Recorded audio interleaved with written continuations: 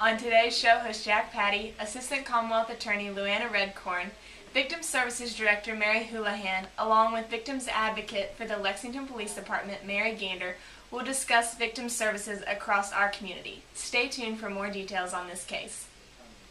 Forensic Friday, and Commonwealth Attorney Ray Larson is still off this week. Will be returning next week, but we have Assistant Commonwealth Attorney Luana Redcorn with us again this week. And Luana, good morning. Good morning, Jack. Glad to have you here. Also with us again this week is Mary Houlihan, who is with Victim Services through the Commonwealth Attorney's Office. Mary, good morning. Good morning. And we have another Mary, and making her debut performance on this program. She is a victim advocate for the Lexington Police Department, Mary Gander. Good morning to you, Mary. Good morning. Thank you for being with us. Thank you. I'm glad to be here. We talk a lot about the bad guys on this program, Luana, and that's important that we get the word out about these folks. But this morning we're going to switch gears a little bit and talk about the good guys, the people that are victims of the crimes that we talk about. That's right, Jack. Certainly nobody ever thinks that they will become the victim of a crime, but I have to say that here in Fayette County, if you do become the victim of a crime, unfortunately, we've got some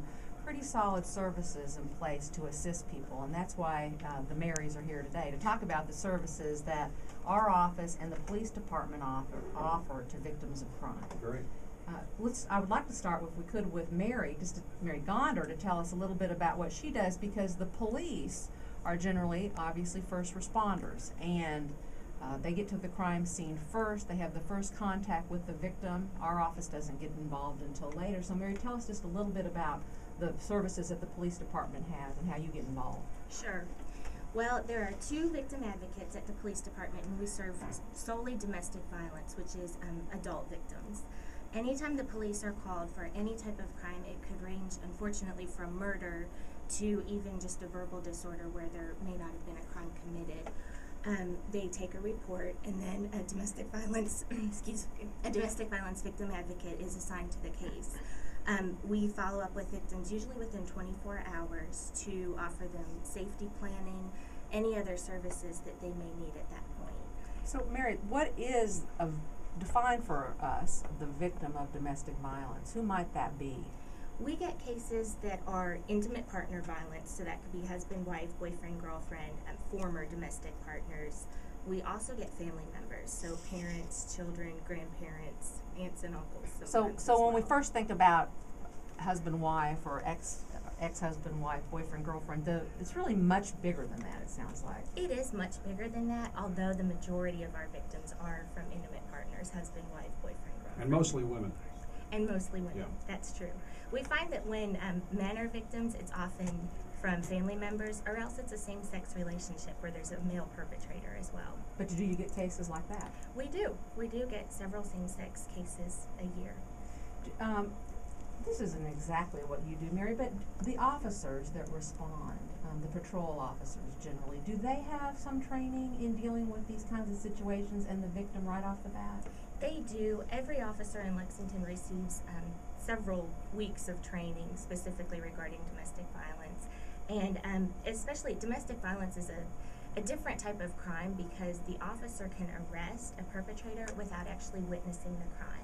Okay, I think we need to probably explain that for Yeah. a minute, Jack, and that is that officers generally cannot arrest on misdemeanors that don't occur in their presence, that they don't see happen. So usually many of these domestic violence cases that are going to be responding to are going to be misdemeanor assaults, pushing, shoving, slapping, punching, things like that. They would have happened before the officer got there, and until the law changed, the officer was not free to simply arrest the perpetrator on the word of the victim.